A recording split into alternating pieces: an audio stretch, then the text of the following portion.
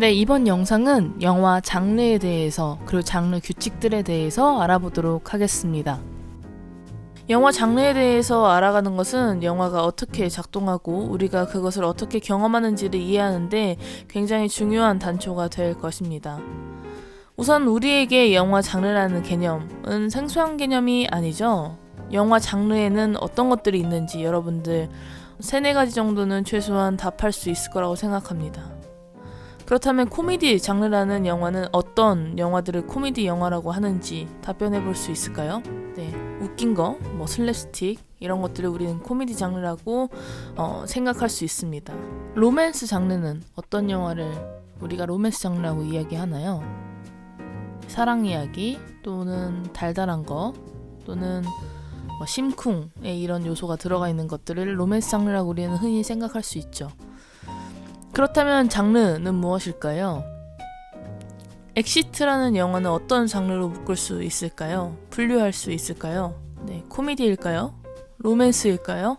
엑시트를 네이버에 치면 제작사가 정해둔 장르가 나오는데 액션, 코미디라고 나와 있습니다. 그런데 생각해보면 엑시트 보신 분들도 있겠지만 재난 장르 역시 포함되어 있지 않을까요? 그리고 드라마 장르도 있지 않나요?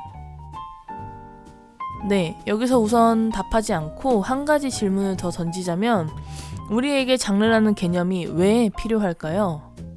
도서관이나 영화 분류하는 곳, 연구소 이런 데에서 영화들을 단순히 진열하기 위해서 구분법이 필요해서는 아닐 겁니다. 장르라는 개념은 여러 사람에게 굉장히 유용한 정보를 제공하는데요.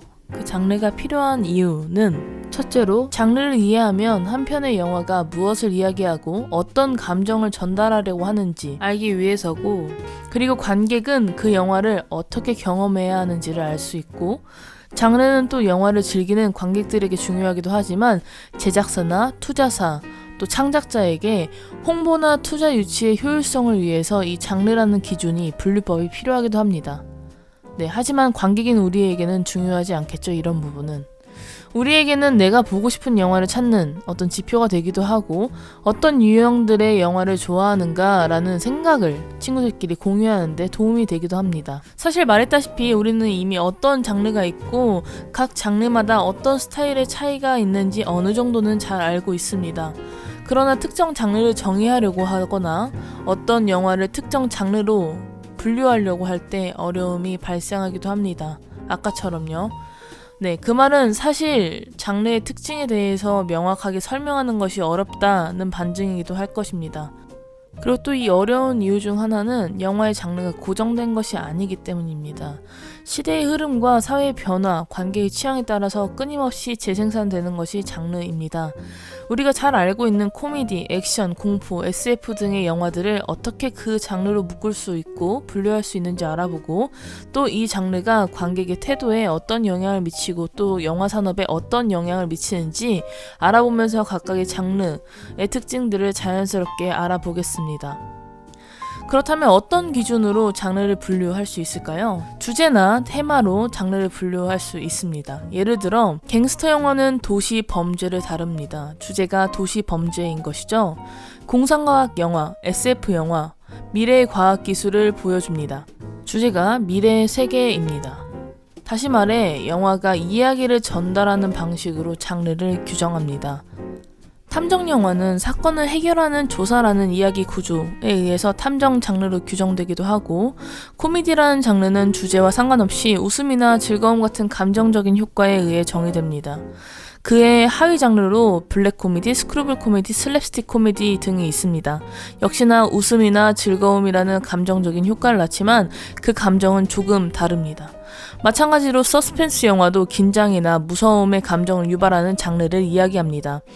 네, 몇 가지 예를 짚어봤는데 이야기, 주제, 화면 구성, 편집, 분위기 등에서 유사성을 지닌 영화들끼리 분류하는 것이 장르 분류법이라고 생각할 수 있겠습니다. 이처럼 단일한 기준으로 장르를 규정하기 어렵습니다. 그리고 하나의 영화가 다양한 장르적 성격들이 혼합되어 또 다른 새로운 장르의 포맷을 만들어내기도 합니다. 우리가 익히 아는 장르들 말고도 어떤 영화와 유사성을 가지지 않은 전위적이고 실험적인 영화들도 있습니다.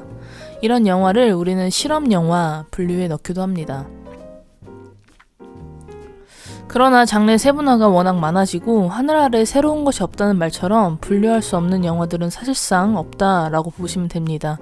그러나 분류하기 어렵다는 것은 이제껏 존재하지 않은 어떤 새로운 영화라는 이야기일 수 있는데, 그 말은 다른 말로 대중적이지 않다라는 말로 해석할 수도 있겠습니다.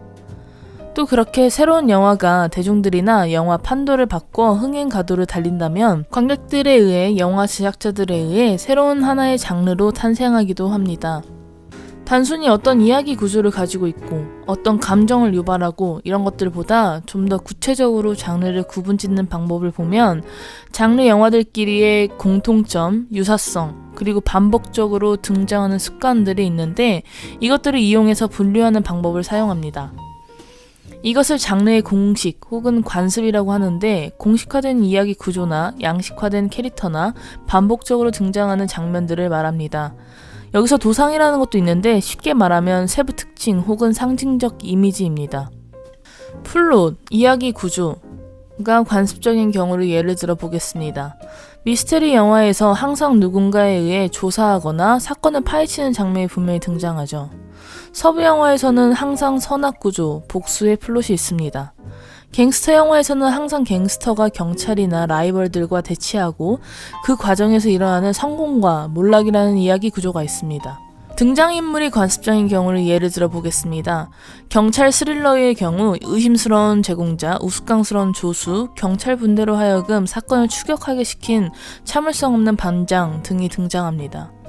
영화적 기법이 관습적인 경우는 스릴러, 공포 영화 장르에서는 어두운 조명을 반드시 사용한다는 것이고, 액션 영화에서는 비교적 빠른 편집과 슬로우 모션을 적절히 섞어 사용하는 액션 장면이 반드시 나온다는 것이며, 멜로드라마 영화 장르에서는 갑작스럽게 흘러나오는 가슴 아픈 서정적인 음악이 반드시 사용된다는 것입니다.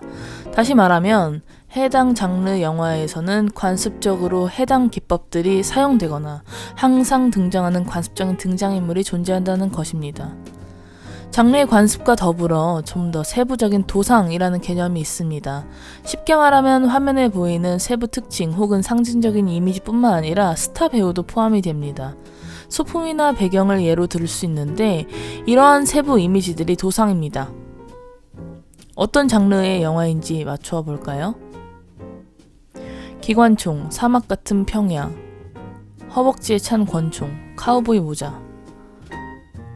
네, 서부 영화의 도상들입니다. 다시 말하면 서부국에서 반복적으로 등장하는 이미지들이자 아이콘입니다.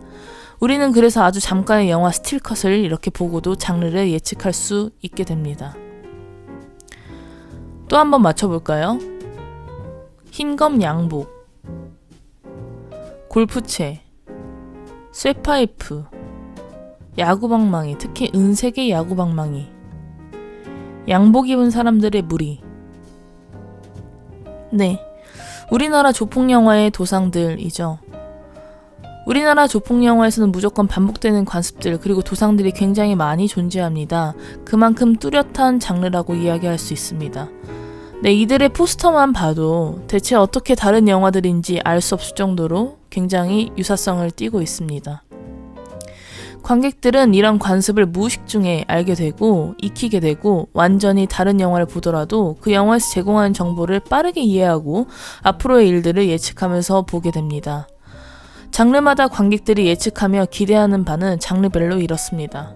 코미디라면 이 영화를 보면 웃기겠다 라고 생각하고, 액션이라면 박진감을 넘치는 활극을 기대합니다. 공포영화라면 놀람, 무서움, 그리고 스릴러 미스테리라면 긴장감, 추리, 반전, 휴먼 드라마라면 인간의 희망, SF 판타지라면 시각효과나 현실에서 불가능한 어떤 일이 일어날 것을 이 장르들의 영화에서 기대하면서 관객들은 영화관을 찾고 그 기대감을 충족시키는 영화를 봤을 때 이 영화가 재밌었다 라고 이야기하게 됩니다. 그 반대의 경우 실망할 수 있겠죠. 다시 말하면 관객은, 우리는 장르가 주는 친숙함을 기대하고 영화관에 찾습니다. 그 친숙함과 안정감을 바탕으로 낯설고 새로운 재미를 찾아내려고 합니다. 장르의 관습을 철저히 지키고 새로움이 없다면 뻔한 영화가 될 것이고, 새로움만을 강조한다면 무슨 말인지 이해 못하는 어려운 영화가 되기 마련인 것입니다. 이렇게 장르를 잘 이용하는 우리나라 대표적인 감독이 있습니다. 바로 봉준호 감독입니다.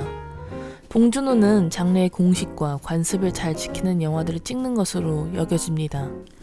다시 말하면 그가 찍는 영화들은 스릴러, 서스펜스물이 많은데, 이러한 장르들의 공식과 관습을 잘 지키면서 장르 규칙을 따르는 듯한 영화를 찍는다는 것이죠.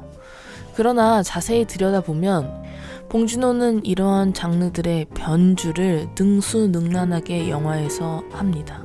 봉준호는 이렇게 이야기하기도 합니다. 나는 분열적인 욕구가 있는 것 같다. 즉, 장르 자체가 갖고 있는 시네마틱한 흥분을 좋아하기 때문에 그것을 따르고 싶지만 동시에 그 규칙을 깨부수고 싶어하는 마음이 충돌한다 라고 이야기합니다. 영화 강국인 할리우드에서 만들어 놓은 장르적 공식과 관습을 따르는 듯 하지만 이를 변주하면서 봉준호만의 영화를 만드는 것이 그가 전 세계적으로 찬사를 받는 이유일 것입니다. 그렇기 때문에 한 평론가는 최근에 봉준호의 영화를 봉준호 장르라고 부르기도 합니다. 이렇게 이야기하는 것은 이제껏 장르 영화에서 볼 수 없었던 봉준호만의 공식과 관습을 만들어내기 때문일 것입니다. 봉준호의 장르적 변주를 장르 일탈이라고 보았을 때 그의 모든 영화가 장르적 일탈을 일삼고 있다고 말할 수 있습니다. 그 중에서도 괴물이라는 영화에서 많은 장르적 일탈을 확인할 수 있는데요.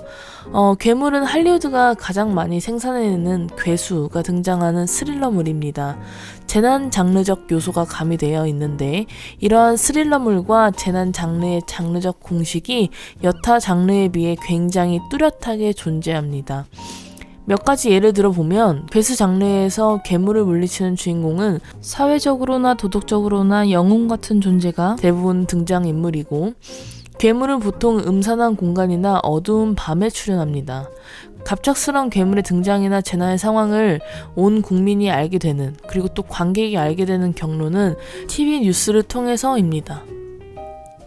그렇다면 봉준호의 괴물은 어떨까요? 이러한 괴수물의 전형인 공식과 관습을 따르면서 영화를 만들고 있을까요? 한번 확인해 보도록 하겠습니다.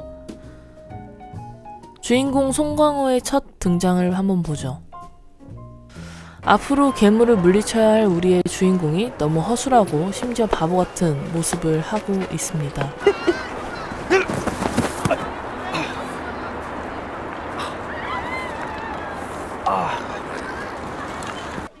그리고 이 영화의 갈등의 원인이 되는 괴물의 등장입니다. 괴물은 음산하거나 어두운 밤이 아닌 밝은 대낮이며 공간이자 공공의 공간인 드넓은 한강에서 그 첫 출연을 하게 됩니다. 마지막으로 이러한 재난 상황을 효과적으로 국민들에게 그리고 관객들에게 전달한 방법은 TV 뉴스를 통해서라고 말씀드렸는데, 그러한 장르적 관습에 대해 비꼬듯 이러한 장면이 나옵니다.